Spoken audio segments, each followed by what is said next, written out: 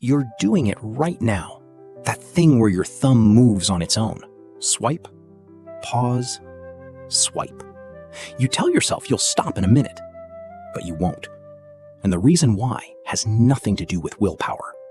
Your brain is responding to something ancient, something that kept your ancestors alive for hundreds of thousands of years. But here's the strange part. What saved them is now hijacking you. What if scrolling isn't a modern addiction at all? What if it's an ancient survival instinct that's been waiting in your DNA, and Silicon Valley just figured out how to trigger it? The answer is hiding in a behavior your ancestors did every single night. And once you see the connection, you'll never look at your phone the same way again. Think about what happens when you scroll. You're looking for something.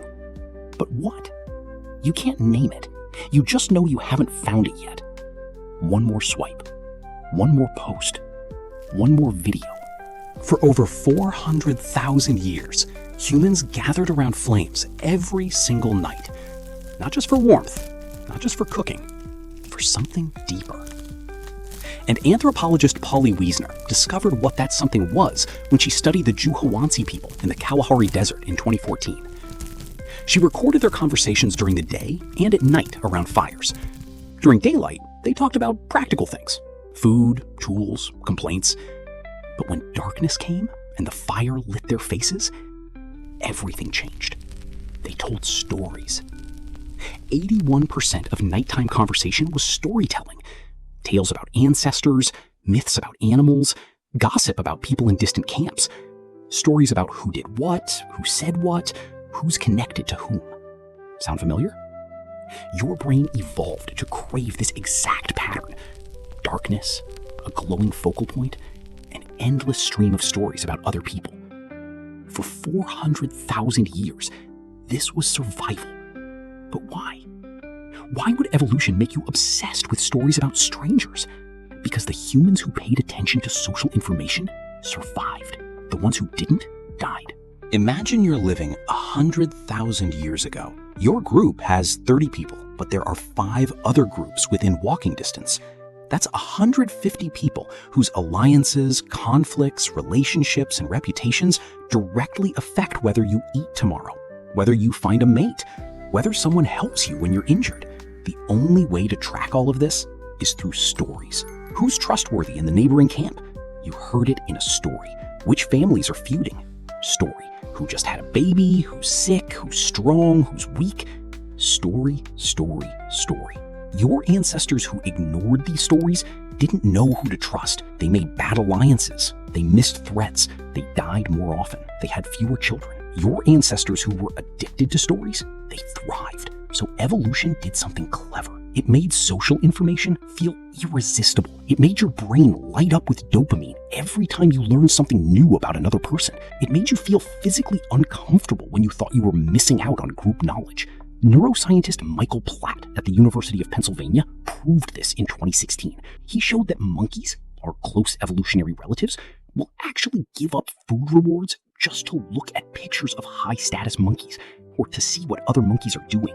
They'll starve themselves for social information. You're doing the same thing right now, except instead of a fire, you have a screen.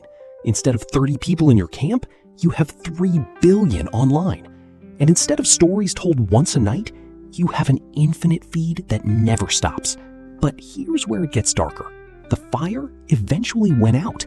Your ancestors got tired. The stories ended. Everyone went to sleep. The craving stopped because the source stopped. Your screen never goes out. Evolution built you to crave social information in limited doses, a few hours a night max. But now, that limit is gone. It's like giving someone a hunger for salt, which used to be rare and precious, and then putting them in front of an endless salt mountain. They can't stop eating. Not because they're weak, because their brain is doing exactly what it evolved to do. So when you tell yourself you'll just check one more thing, you're not failing. You're following a 400,000-year-old instruction that says, pay attention to social information because your survival depends on it. Except it doesn't anymore. But your brain doesn't know that. Psychologist Adam Alter at NYU found that the average person now spends over 4 hours a day on their phone. Most of that is scrolling social feeds. 4 hours! That's more time than your ancestors spent around the fire. You're doing the ancient behavior, but the context has completely changed. And there's one more twist that makes this even more powerful. The stories around the fire weren't random. They had a pattern. Anthropologists call it social grooming through narrative. You learned who to trust, who to avoid, who's connected to whom. That information organized your social world. Scrolling does the exact same thing. Every post you see is a piece of social information. Who's successful, who's failing, who's friends with whom, who's angry, who's happy, who agrees with you, who doesn't. Your brain is doing what it always did, building a mental map of your social universe. But here's the problem. Your ancestors' social universe had 150 people, max.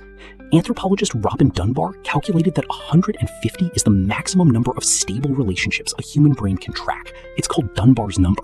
Your feed shows you thousands of people, celebrities, strangers, friends of friends, influencers, people you'll never meet. Your brain tries to track them all. It thinks it needs to.